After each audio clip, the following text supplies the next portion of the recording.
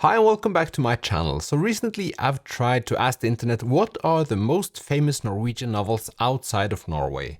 And to this question there isn't really a definitive answer, but I've tried making a list of the most famous books. If you disagree with me or if you have input to this list, please comment your input below. We'll start off with Maja Lunde and the History of Bees.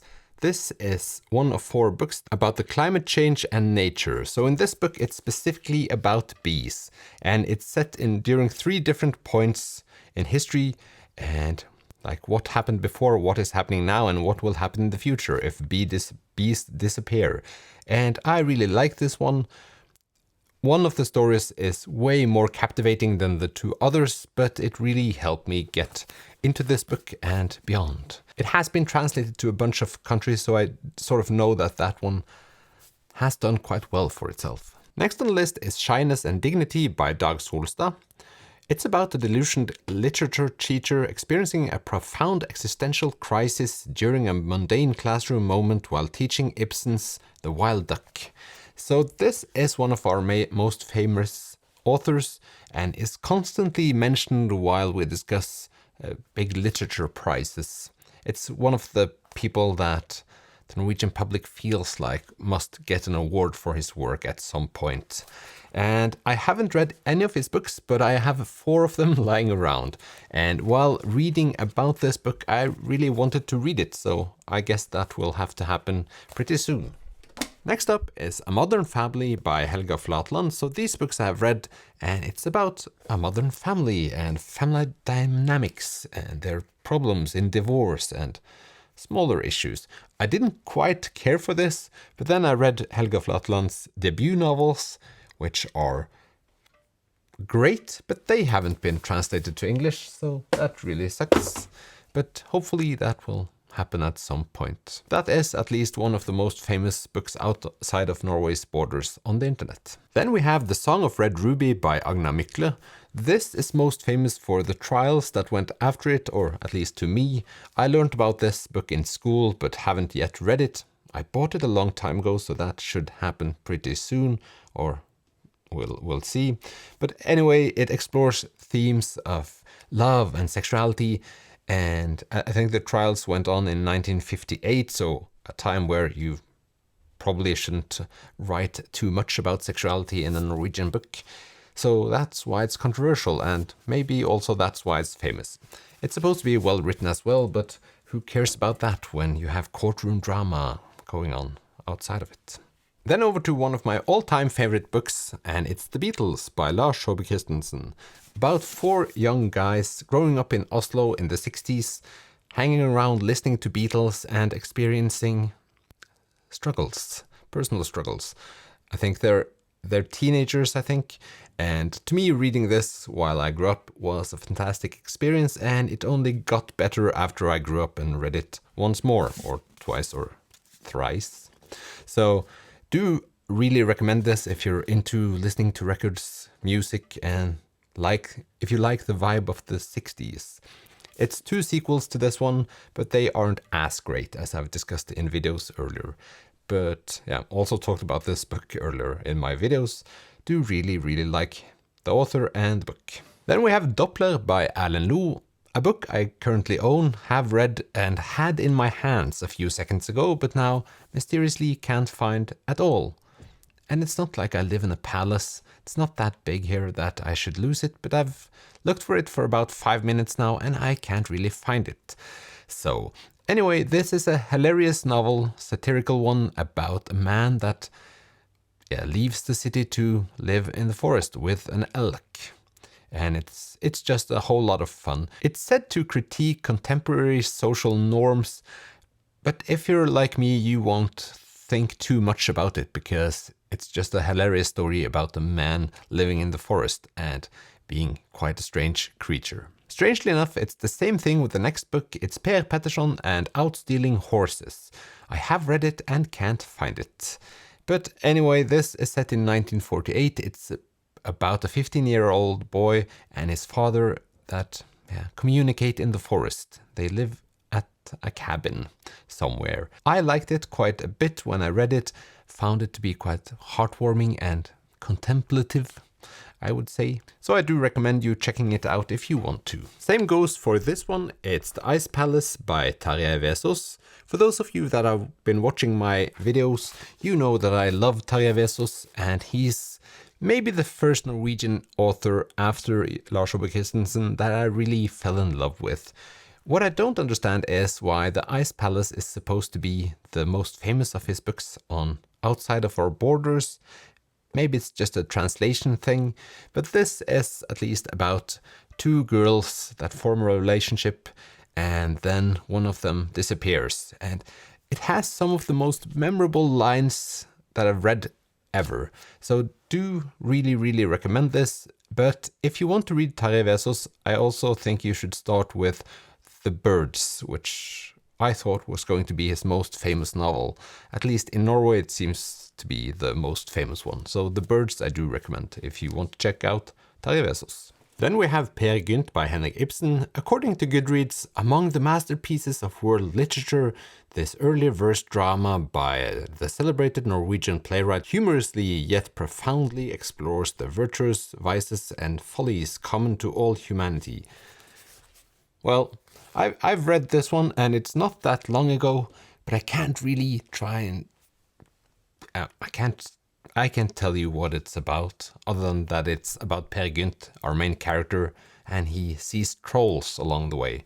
It's not long, but I just can't remember what I've read in that one, which must say has to mean that it didn't make that much of an impression.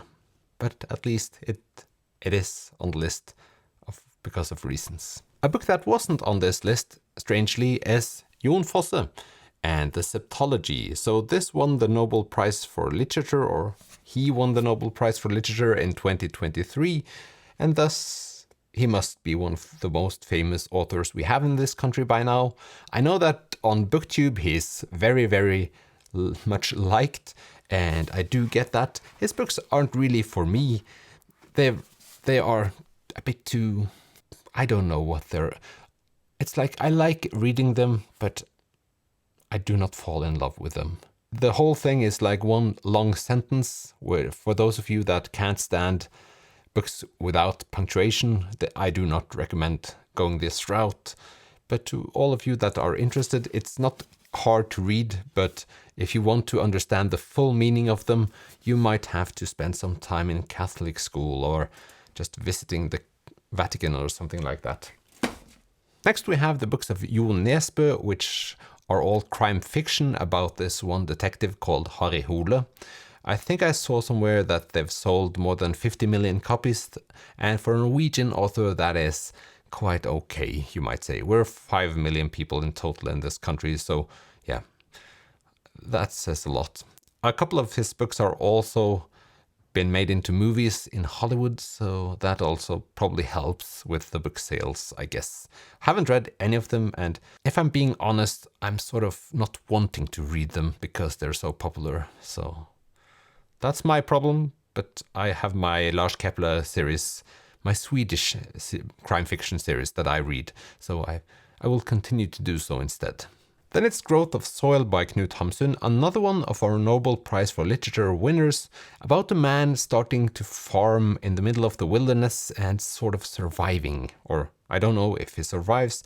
I started this book a long time ago, but couldn't finish, but I have considered trying it again. But at least it reminds me quite a bit of Independent People by Halldor Laxness, and sort of the thing where humanity have to prevail and survive and all that kind of stuff. But Knut Hamsun, a very famous Norwegian. Yeah. Then we have another Henrik Ibsen play, A Doll's House. Maybe you've heard about it. Hopefully you have. I've not read it so far, but it's said to challenge marriage norms and all of that stuff. Doesn't really seem that interesting. Probably read it back in school sometime, but can't remember anything at all. So we'll just go on further to Sophie's World by Jostein Gaarder. This I haven't read, but I've seen the series. It was made into a series in the early 2000s, I guess, and I watched it as a kid. It's about a young girl. At least in the series, she time travels back to different thinkers like Aristotle and historical figures and she tries to learn about philosophy. I really did like the series when I was a kid, and I do believe I would have enjoyed reading the novel. It's not that hard to get a hold of that novel because it's everywhere, and it's one of those books that I know did very well outside of our borders. So I guess that is why it's highly ranked on this list. Then we'll go over to a chunker. It's Sigge Undset and Kristin Lavransdatter. I made a review of this novel a long time ago. It's about Kristin and her struggles in medieval Norway. Is it medieval Norway? Yeah, around that time in Norway. This is 3 books collected into one. Did really love the first one, and the 2 other ones were okay and good. So in total, I did enjoy getting through this. Sigge Undset also won the Nobel Prize for Literature, so she's one of them. So I get how this is one of our most famous ones. Going from all the classics, we have arrived at My Struggle by Karl Ove Knausgård. So for most of you, I guess maybe Karl Ove Knausgård will be the most famous Norwegian author, because these books are controversial, has made a stir, and are just hugely popular on this platform, it seems.